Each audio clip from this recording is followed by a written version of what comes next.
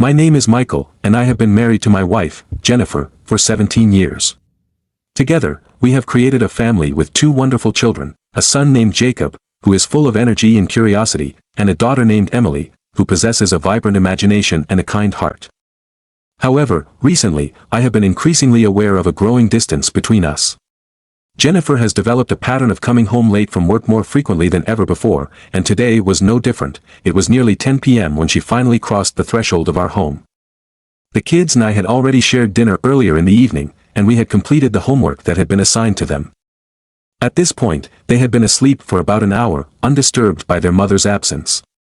What troubled me even more was the fact that Jacob and Emily did not even inquire about her whereabouts, a stark change from their usual curiosity. This shift in their behavior weighed heavily on my heart, filling me with a deep sense of sadness. For the past hour, I had been engrossed in a thorough review of our financial situation. It was troubling to examine just how much our financial landscape had deteriorated over the last 2 years. Our income had taken a significant hit, and yet Jennifer seemed oblivious to the reality that stared us in the face. She continued to spend as if there were no impending issues on the horizon. It felt as though she was operating under the misconception that we were secure and stable, despite the mounting evidence that suggested otherwise. I had just wrapped up paying our latest set of bills, and while I believed we could manage for a few more months, I could already feel the tightening grip of financial strain. In tandem with these thoughts, I was also reevaluating my life plan, reflecting on the choices I had made and pondering whether I had veered off course. For 2 years, I had been observing this slow-burning issue, and while part of me had held on to the hope that things would improve, doubts began to fester quietly within me, creeping into my thoughts more frequently. I couldn't say for certain how long Jennifer had been standing there, quietly observing me as I reflected on these issues.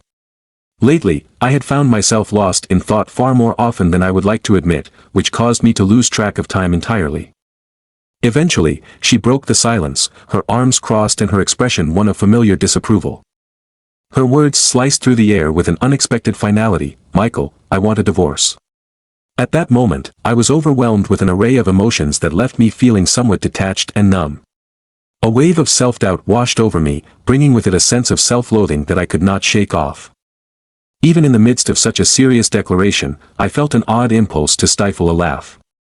Here was my wife of 17 years, announcing that our relationship was crumbling, that the foundation of everything we had built together was disintegrating before my very eyes. It was a disconcerting feeling that I hadn't experienced in a long while, and strangely, it also brought with it a sense of relief. As I glanced at her, fleeting memories of happier times danced in my mind, but those recollections quickly faded as the harsh reality of our situation came rushing back. In my professional life, I had always performed better as a programmer than in managerial roles. Nevertheless, the trajectory of corporate advancement often leads skilled programmers into positions of leadership. This is how I found myself as the senior manager of product development within the company. While the title might have sounded impressive, in truth, it was merely an elevated sales position that held little relevance to my true strengths. At that time, I was the most qualified candidate for the role because I had essentially developed our flagship product line from the ground up. I nurtured it through its early stages and oversaw no fewer than 6 significant upgrades. My in-depth knowledge of our product allowed me to answer intricate customer inquiries and resolve staff issues with a level of ease that others struggled to achieve. To maintain the right image, I donned a new haircut and invested in an expensive suit, believing that appearances mattered in the business world. As I sat in the quiet of my thoughts, the news of my termination from Chicago Technology Solutions did not take me by surprise. In fact, had I been in the position to evaluate myself as a supervisor, I likely would have made the same decision. My attendance at important meetings had been consistently poor, and we had failed to meet crucial deadlines far too often. Although I was not actively trying to put my job at risk, I cannot say that I made much effort to secure my position at CTS either. The culmination of these experiences had brought me to this point, where personal and professional strains seemed to collide, leaving me grappling with the uncertain future that lay ahead. For nearly 3 months, I found myself entrenched in a prolonged period of stagnation, struggling to emerge from the depths of my initial depression. Each attempt to progress felt futile, leading to yet another round of disappointment that extended my suffering. It wasn't until an additional month had passed that I stumbled upon a solution to my predicament, or at least one that I could reconcile with my circumstances. The thought of what could have transpired if the kids weren't in my life weighs heavily on me. Their well-established routine became my anchor during this turbulent time, providing a semblance of positivity that I desperately needed. The structure of our days was predictable: breakfast, school, a snack upon their return, homework time, dinner, and finally bedtime. By embracing this routine, I found a guiding principle that gradually steered me back toward a more stable existence. I fully committed to the role of a stay-at-home dad, managing the household and serving as the primary driver for my children. Their genuine appreciation for my increased presence at home served as a reminder that I still possessed value in our family dynamic, a realization that helped bolster my self-worth. Despite any changes I brought to our home life, I sensed that my wife remained oblivious to them, perhaps not acknowledging the shifts we were experiencing. My first encounter with Jennifer Riley occurred at a fraternity mixer, an event I almost decided to forego entirely. Joining the fraternity had primarily been a pragmatic choice for the career benefits it offered rather than a pursuit of social engagement during my college years. I felt an overwhelming need to grasp every opportunity to ensure a secure future, bolstered by my strong academic performance which alleviated some of my worries. However, in every other aspect of my life, height, weight, appearance, and personality, I felt utterly average. In contrast, Jennifer embodied a type of average that looked strikingly appealing. She exuded a reserved demeanor, coupled with a hint of shyness that drew me in. After observing her for a while, I finally mustered the courage to strike up a conversation with her. Our initial exchange was brief and understated, yet we introduced ourselves, marking the beginning of a connection that would grow deeper over time. As the weeks passed, our encounters evolved into coffee dates and collaborative study sessions at the library. We engaged in lighthearted conversation for nearly 2 months before finally resolving to embark on our first official date. This marked the commencement of what would become the most extraordinary chapter of my life. What followed was a whirlwind of happiness that spanned 15 years. Our courtship was succinct, followed by an even shorter engagement. As the years moved forward, we graduated, got married, and settled into our first apartment in Chicago. Our lives synchronized seamlessly as we commuted together, sharing the morning and evening trains to our respective jobs. Financially, we found ourselves navigating tight quarters, yet we faced the challenges as a united front. We discovered that we shared commonalities in nearly every aspect of our lives: our family backgrounds, our dating experiences, our interests, and our aspirations. In areas where we diverged, we naturally complemented one another. I took charge of managing our finances, while Jennifer adeptly coordinated our social calendars and family obligations. This synergy allowed our lives to improve rapidly in both personal and professional spheres. In the subsequent years, both of us experienced numerous promotions, and we expanded our circle of friends, enriching our social lives. We diligently saved money for our first home while still indulging in travel and entertainment experiences that brought us joy. The progression of our intimate relationship mirrored the overall growth we experienced together. 8 years into our marriage, our family welcomed our son Jacob, prompting Jennifer to leave her job. Just over a year later, our daughter Emily arrived, adding to our growing family. We made the decision to purchase a 3-bedroom house in the suburbs, providing ample space for our children and room enough to welcome a family pet. Along with our new home, we acquired a family sedan and a minivan, completing a picture of normalcy that felt idyllic: 2 children, a pet, a house, and 2 cars. I believed that our lives were falling perfectly into place, and I felt an overwhelming sense of happiness. Yet, as I would soon learn, my perception was misguided.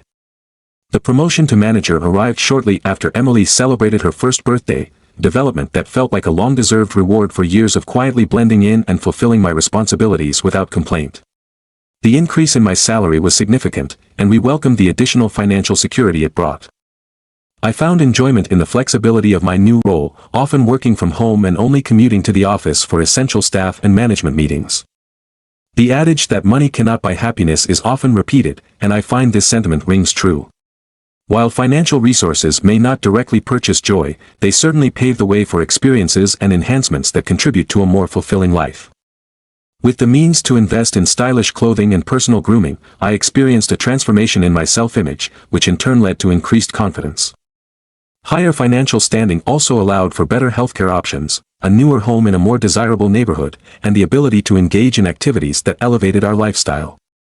I noticed a subtle but significant shift within myself. I transitioned from an average existence to one slightly above average. This shift was mirrored in my perception of my wife, Jennifer.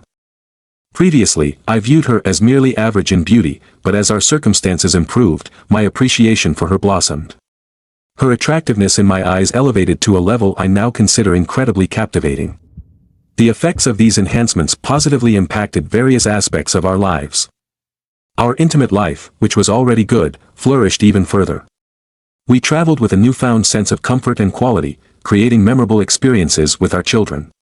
Financially, we could allocate more resources toward our retirement savings, setting the stage for a secure future as we awaited our children's college years. When our daughter Emily embarked on her elementary school journey, Jennifer expressed a growing desire to engage in part-time work. The opportunity arose when she landed a job at a startup marketing firm that aligned perfectly with her interests. The flexible schedule suited our family dynamic well, allowing her to manage school drop-offs and pickups for the kids. This arrangement served as a beneficial change for us. Since we were not reliant on her new income, we decided to save it. My calculations indicated that we were on a solid trajectory toward a comfortable retirement, coinciding with the time when our children would complete their college education. However, just 3 months shy of our 15th wedding anniversary, my world was upended when I discovered my wife was involved in an affair. On my birthday, I inadvertently uncovered evidence hidden away just days before. It took me several weeks to fully piece everything together. At first, I regarded Jennifer's heightened commitment to her job as a minor adjustment. Her new role merely required more hours each week. I willingly took on the responsibility of picking up the kids, believing it would not interfere with my own schedule. Around 3 months after she began working, I noticed a change in her demeanor. She often seemed distracted. When I inquired about her state of mind, she cited stress from adjusting to her new position. Eager to support her, I took on a heavier load of household responsibilities, hoping to alleviate her burdens. Yet, as our physical intimacy waned, the situation prompted a candid discussion. During this conversation, Jennifer opened up about feeling older and her decreasing desire for closeness. She mentioned the term frequent, highlighting the discrepancy in our expectations. Although we experienced a brief period of improvement, the intimacy issues resurfaced. I hesitated to broach the subject again, fearing it would lead to conflict. The situation reached a boiling point when I discovered a gift while looking for a sweater one day. While rummaging through her closet, I came upon a pink box adorned with a white ribbon. The box was cleverly concealed behind old shoe boxes. Curious, I noticed a card addressed to Lover. This discovery ignited an internal struggle between respecting her privacy and uncovering the truth. Ultimately, my curiosity won out, and I decided to open the box. The card contained instructions implying I should ignore the presentation and focus on unwrapping the gift on my birthday. Jennifer would be wearing the contents inside, followed by an affectionate message. In the 2 days following my revelation, I went to great lengths to demonstrate my affection for her. I surprised her with flowers, offered a soothing foot massage, and cooked her favorite meal. However, her reactions were far from what I had envisioned. It appeared she was merely tolerating my efforts rather than genuinely appreciating them. On my birthday, I ensured the children completed their homework early, hoping for an uninterrupted evening. I was caught off guard when Jennifer arrived home late and casually inquired about dinner. Still, I suggested we go out for pizza, a meal my children relished. In a surprising twist, our son Michael had conspired with the restaurant staff, and they erupted into a rendition of "Happy Birthday" for me. I briefly caught a glimpse of surprise in my wife's expression, but she quickly masked it. With a cheerful smile, she remarked, "I'll give you your present later." The drive home was laden with unspoken tension. My mind raced as I navigated the road, nearly losing focus as I grappled with the realities unfolding. The quarter of an hour spent waiting for the children to prepare for bed felt unbearably long, dragging on as I attempted to maintain my patience. The soft sounds of their playful chatter echoed through the house, a stark contrast to the tumult of my thoughts. However, the subsequent 15 minutes spent listening to the quiet stillness of their room while waiting for them to fall asleep felt even more agonizing. It was a time filled with anticipation and frustration, punctuated only by my restless shifting on the edge of the bed. Fortunately, just as they finally drifted off into a peaceful slumber, Jennifer returned from what she had called an emergency milk run. I had hoped that her return would bring relief, but as I approached the bedroom door, a sense of unease washed over me when I discovered she was not in the room. I sat on the edge of the bed, my frustration mounting, feeling a growing sense of impatience and disappointment. When would the gift I had longed for finally be bestowed upon me? At that moment, Jennifer emerged from the bathroom, clad in a long flannel nightgown that draped comfortably over her figure. Her face was bare of makeup, presenting a natural beauty framed by her casually pulled back hair. Despite the warmth of the scene, my irritation simmered beneath the surface as I pondered when I would finally receive my present. With a soft rustle of blankets, she climbed into bed, pulled the covers up snugly around her, and reached for her bedside lamp. Just as she was about to illuminate the room, she paused and said, "Oops, I almost forgot." She then opened the nightstand drawer, retrieving a small, wrapped box adorned with the same colorful balloon paper we had used for Michael's last birthday. Handing it to me with a cheerful, "Happy birthday, dear," Jennifer rolled over, switched off her lamp, and slipped into a deep slumber. I was left in utter shock, holding the gift but feeling completely unable to unwrap it. The following day, the heaviness of depression hit me with a fierce intensity. I found myself replaying the events of the previous night in my mind, searching for any indication of where I had gone wrong. This feeling of being lost consumed me, pulling me down into a sea of sadness that lingered for nearly 2 weeks. The present, so brightly wrapped, became a constant reminder of my emotional turmoil and sense of failure. I had heard the common phrases, that husbands are often the last to know when something is amiss, but I truly felt oblivious to the signs that something was wrong. The thought of Jennifer being unfaithful never crossed my mind until the day she called home 13 days after my birthday. Her voice, light yet distant, announced, "It's Alan's 30th birthday, and the staff is taking him out to celebrate. I might be home pretty late."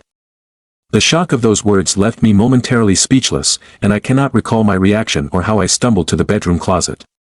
However, I do remember staring blankly at the empty space where my gift had once been placed. The agony in my chest felt insurmountable, and I rushed to the bathroom, overcome by nausea and the overwhelming pain of betrayal.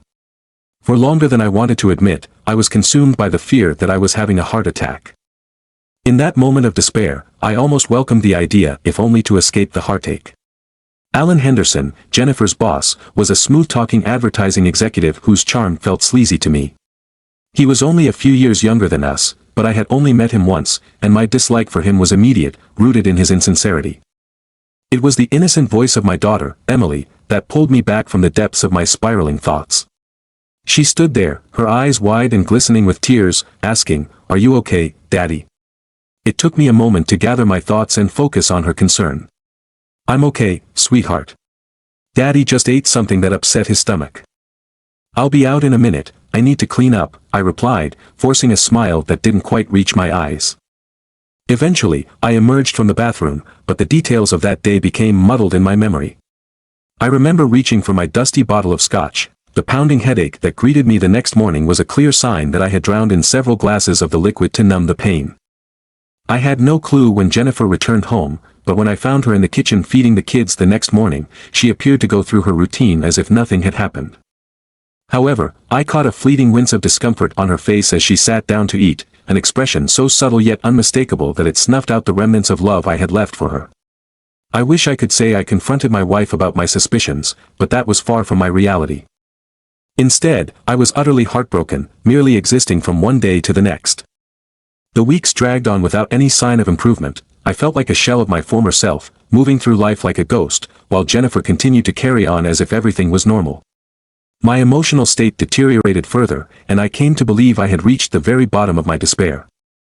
It wasn't until the weekend of our 15th wedding anniversary that something within me finally snapped, and I resolved to take action. If I am honest, I recognized that I had been acting like a coward, allowing myself to wallow in sorrow rather than confronting the reality of my situation. If my father were still alive, he would have called me a coward. The clarity I sought amidst the tumult of my thoughts emerged abruptly when my wife casually mentioned that she would be attending a work conference on our wedding anniversary. A wave of confusion washed over me, leaving me grappling with emotions I struggled to articulate. It wasn't merely her absence on a day that held significance for both of us that upset me, it was the implication of her indifference to an occasion that should have been celebrated together. That realization felt like another stab of disrespect, deepening the wound of my already fragile emotional state. The sting of her apparent disregard for our anniversary lingered, cutting through any semblance of composure I had managed to maintain. That night, in an effort to drown out the pain and disappointment, I poured myself a drink, hoping to numb the hurt. However, upon waking, I found myself engulfed in a potent mix of anger and disappointment. I had reached my breaking point. No longer willing to maintain the facade of a happy marriage, I picked up the phone and called my lawyer, desperate to arrange a meeting. My mind was set on putting an end to the charade, as I clung to the belief that my situation could not possibly deteriorate further. To my dismay, I was wrong. As I stepped into my attorney's office, I felt a fierce resolve initially coursing through me. But that sense of determination quickly gave way to profound disbelief as my lawyer began detailing the harsh realities of my situation. I had always understood that divorces were challenging affairs, but I had naively assumed my wife's infidelity would play to my advantage in the proceedings. The absence of solid evidence regarding the affair became glaringly apparent. Even if I could prove the affair, it was unlikely to significantly alter the outcome, especially considering the probable equitable division of our assets. I had no proof that my wife was an unfit parent, which meant my aspirations for custody would likely be limited to sharing the children. The financial disparity between us also favored her. I faced the grim prospect of owing spousal and child support. This would complicate my hopes of maintaining primary custody and remaining in the family home for the children's sake. I felt thoroughly duped as I considered how my wife seemed to navigate this situation with ease while I was left reeling in a whirlwind of emotions. My mood swung rapidly from sadness to engulfing despair, a change so marked that even my wife began to notice something was amiss.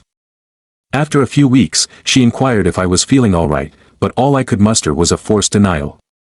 At least she feigned concern, while I merely drifted through life like a ghost in my own existence.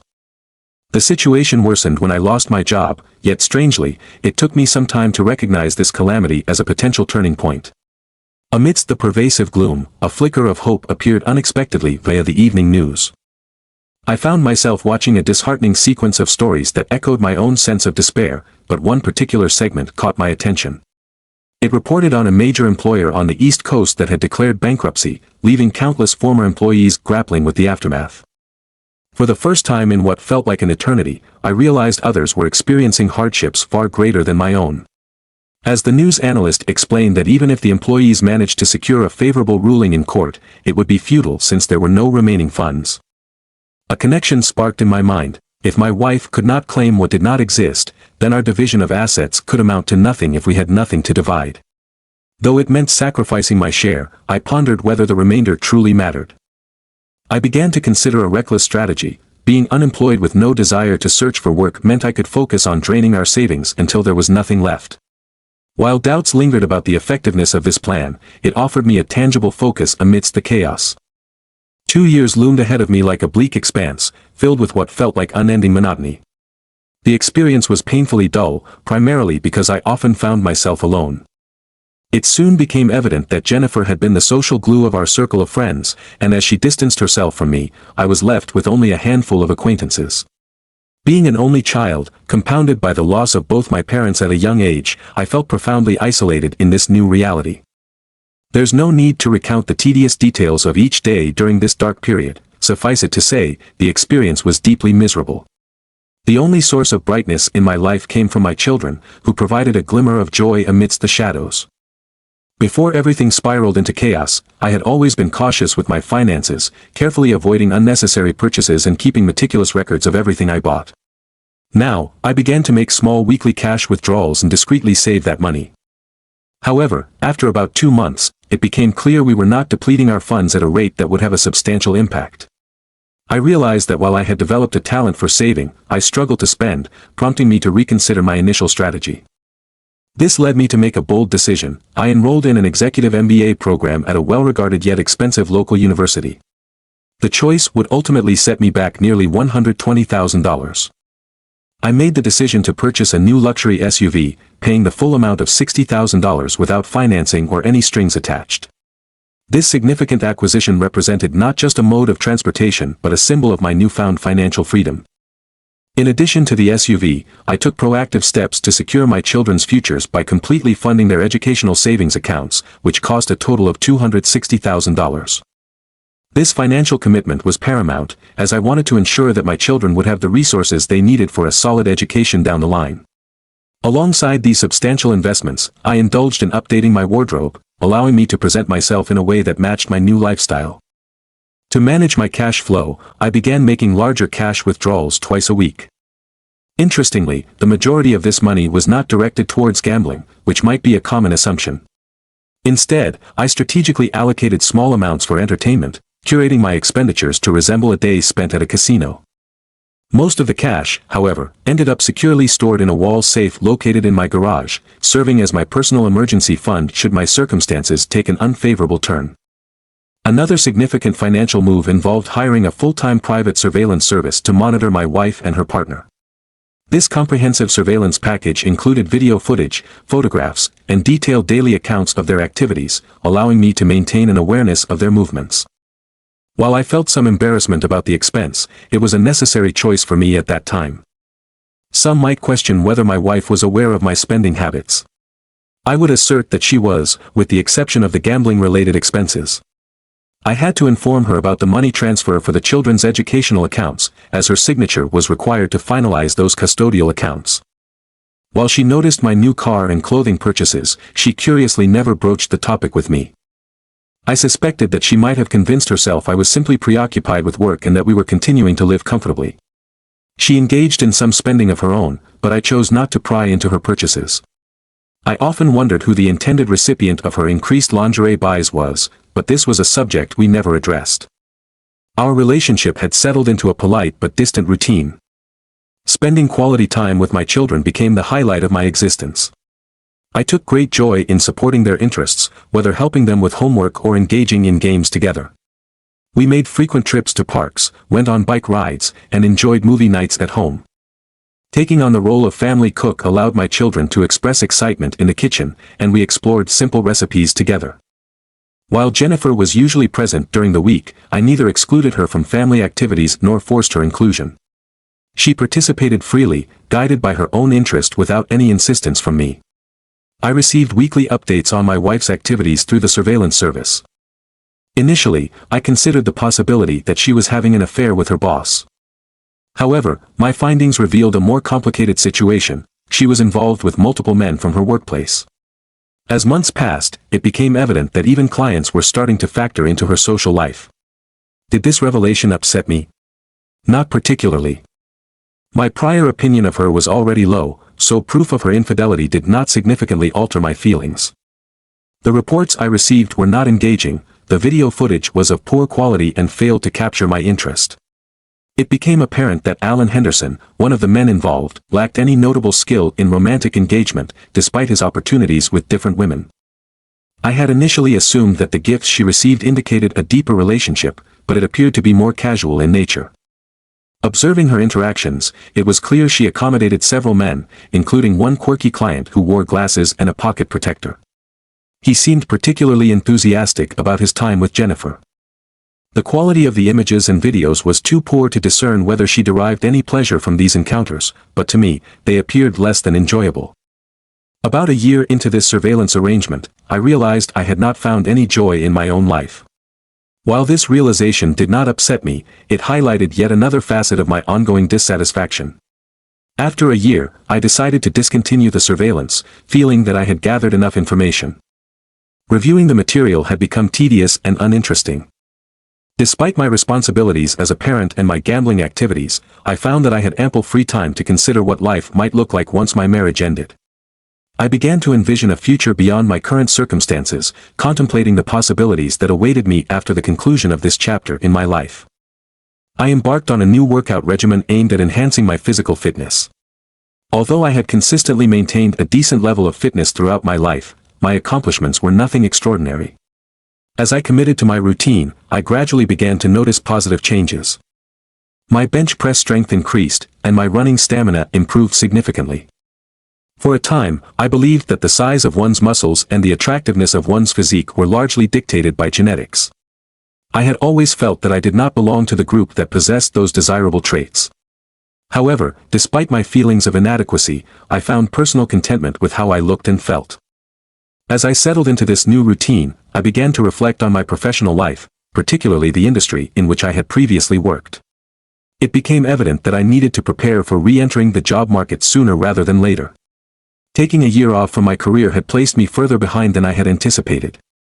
To address this, I allocated a few hours each day to research emerging technologies and software relevant to my field. My focus turned toward my former employer, CTS. From my observations, CTS seemed to be in a state of stagnation. While the company wasn't losing market share, there was a noticeable lack of growth or innovation. In addition to my professional pursuits, I devoted considerable time to researching divorce. My thoughts occasionally drifted to formulating tactics for dealing with my soon-to-be ex-wife. However, my main objective was to understand how divorce impacts children. I wanted to ensure I was adequately prepared to support them during this transition. After about 8 months on this journey, I began to experience a growing sense of anxiety. My wife started returning home during regular hours and initiated conversations about my day. Despite my reserved responses, she persisted in engaging me. I noticed changes in her behavior. She began dressing in a more suggestive manner at night. However, this effort proved short-lived. After a few weeks, the dynamics of our relationship deteriorated. For the previous year and a half, she had been emotionally distant, merely going through the motions of our marriage. Now, she began to voice complaints about our lack of communication and expressed a desire to work on our relationship. Her attempts at reconciliation continued until her birthday, a day I approached with mixed feelings. I left a gift for her on the dining room table, meticulously wrapped in the same paper she had used for my last birthday present. The gift was a cheap digital watch, similar to the one she had given me. I found it at a convenience store for $9.95. I almost regret not witnessing her reaction. Unfortunately, I was absent when she opened it. The kids and I had an impromptu movie night that stretched late into the evening. By the time we awakened the next morning, she was already gone. Life soon settled back into my new routine, with Jennifer spending more time at work. Our communication at home dwindled to almost nothing. Then, the decisive moment arrived. Michael, I want a divorce. I had hoped she would expedite the process, but she took nearly a week to serve me with the divorce petition. The petition included requests for spousal and child support, an uneven division of assets in her favor, and allegations of mental and emotional cruelty against me. In light of her filing, I decided to take the kids camping the following Monday, preferring that they be away while tensions escalated. We returned 6 days later, feeling relaxed and rejuvenated, only to find Jennifer waiting for us at home, looking unwell.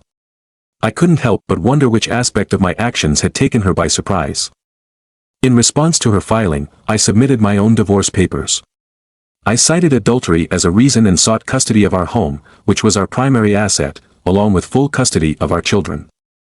I also requested spousal and child support, given that I had been unemployed and had dedicated myself to caring for the kids full-time for the past 2 years.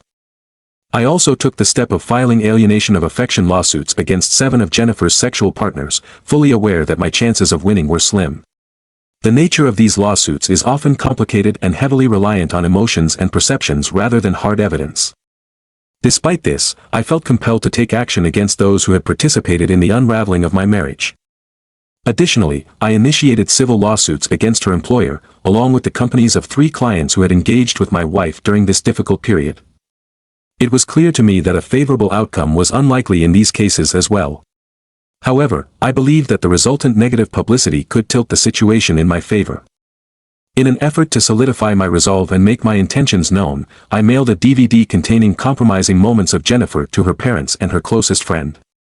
This was a strategic move to emphasize my willingness to exploit this information if necessary, even though I had already outlined my evidence in my counter-lawsuit. I wanted to make it clear that I would stop at nothing to ensure that our children were fully aware of the reality of the situation.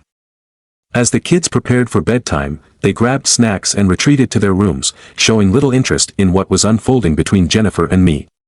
She made no attempt to engage with them, leaving an emotional chasm between her and her children. I sauntered over to the refrigerator, snagged a beer, and took a seat across from Jennifer in the living room. The tension in the air was palpable, and I broke the silence by stating, "I don't hate you. Hatred involves effort, and I haven't invested any in you. My focus is on myself and our children." My words were chosen carefully, designed to convey both the gravity of the situation and my emotional detachment. I pressed on, adding, "But I am your wife." I interrupted any thoughts she might have had about our connection, insisting that I would not tolerate anyone tarnishing my wife's reputation. I described who she had been, loving, caring, my closest friend, and the mother of our children, and how she had been replaced by someone unrecognizable. I demanded that she not act as if there was any remaining bond between us, knowing full well that it had been shattered. After an extended moment of silence, Jennifer finally uttered a question laced with uncertainty: "What should I do now?" It was difficult to discern whether her inquiry was sincere or just rhetorical. Without waiting for her response, I laid out her options. You have a few choices, I began. You could leave and attempt to start fresh. That's what I would choose if I were in your position. I won't allow you to be around my children, so that should simplify your decision. Alternatively, you could choose to stay here, but know that there are risks involved. Your actions may come to light, and the question of who would employ someone like you might loom large. You might find someone willing to overlook your tarnished reputation, but I can't help but wonder what kind of person would entertain such a relationship. My dating life was virtually non-existent, relegated to a few group outings that were organized by acquaintances. Over time, I developed a reputation as someone one should avoid, labeled cold-hearted and ruthless. Most individuals chose to distance themselves, and I acknowledged that I had played a part in molding this perception. On the other hand, I managed to address my physical needs effectively. My growing wealth enabled me to maintain a rotation of escort services. I compensated them well for their time, engaging in casual encounters before sending them on their way. There was one escort, whom I grew fond of during our time together, named Candy. However, she later revealed that her real name was Mary Beth. She exhibited passion and enthusiasm, and I found it hard to dismiss the notion that our connection extended beyond the typical client-provider dynamic. Nonetheless, my instinct was to shield her from my emotional burdens, and when I sensed that she was developing feelings for me, I made the difficult decision to end our arrangement. As for Jennifer, she encountered her own set of challenges and made several attempts to reach out to me for nearly a year. I often found myself questioning her motives. Was she seeking reconciliation, or was she aiming to build a connection with my children? The uncertainty of her intentions left me feeling ambivalent, adding complexity to an already intricate chapter of my life. It was clear that maintaining the situation was feasible, but I had issued her unmistakable and clear warnings when she expressed a desire to remain in Chicago. Following her decision to apply for various positions, I took it upon myself to monitor her activities closely. I ensured that her complete work history accompanied her on every application. This was not just a matter of oversight, it was a means of ensuring accountability. The moment she began dating, which occurred rather swiftly, I felt it necessary to take further action. I began sending care packages to her new partners, containing comprehensive information about the woman they were considering inviting into their lives. My motivation was not rooted in a desire to dictate their choices regarding a relationship with her after they learned the truth. Instead, I aimed to ensure that she faced the repercussions of her past, just as I was forced to confront mine on a daily basis. It seemed only fair that she should also grapple with the consequences of her actions. Things escalated when one of her potential partners decided to confront me regarding my behavior toward my ex-wife. He arrived at my doorstep, clearly intoxicated and fueled by emotions, and without warning, he physically shoved me as I opened the door. The force of his action caused me to stumble backward, and it was a serious misstep on his part. While I may not have possessed martial arts expertise or military training, I was far from ordinary in that moment. An overwhelming surge of rage and hatred directed toward my wife and her lovers enveloped me. Unfortunately, he became the object of that pent-up anger, resulting in me sustaining a noticeable black eye. He was fortunate to exit the situation with his physical integrity intact. He ultimately pleaded guilty to charges of misdemeanor assault and unlawful entry, receiving probation as a first-time offender. I believe the years of undergoing surgeries and rehabilitation for his injuries carved a significant mark on him, both physically and psychologically. Following that incident, Jennifer never made an attempt to reach out to me again. After a year had passed, I decided to cease my surveillance of her activities. I learned that she found steady employment cleaning rooms at a highway hotel, situated in a town approximately 700 miles from my location, deep within the Virginia woods. The only subsequent encounter I had with her was a remarkable 16 years later, at my daughter's wedding. I was aware that my children had reconnected with Jennifer a few years after completing their college education. I made a conscious decision not to interfere with their choices. Over the years, time had not been kind to her. She had packed on at least 20 extra pounds, and the deep wrinkles appearing around her lips were unmistakable indicators of a history with smoking. Overall, she presented as worn and fatigued, yet I could still recognize the woman I once cherished. During the wedding ceremony, I observed her seated alone at the back of the church within the bride section. Her interaction with my daughter was limited to a brief exchange that was polite but notably reserved. She made no attempt to engage with me, and throughout the evening, we maintained a physical distance of no less than 30 feet apart. As the night drew to a close, I noticed her waiting outside for a cab. That was when I spotted a small gold band adorned with a tiny diamond resting on her left ring finger. For the first time in what felt like ages, a smile crept onto my face. Perhaps she had ultimately fared better than I had, as suggested by the ring. Intrigued, I walked closer to her, fixating on the ring for several moments. However, when I looked up to catch her gaze, I was met with a profound sadness etched across her features. "You were the one who ruined my life first," she expressed, glancing down at her left hand before directing her gaze back at me. "I'm genuinely glad you found someone. I hope he brings you happiness." After her words, I felt an unforeseen swell of emotions and quickly walked toward my car, where my driver had been patiently waiting. "Good evening, Mr. Smith. I trust you had a pleasant evening.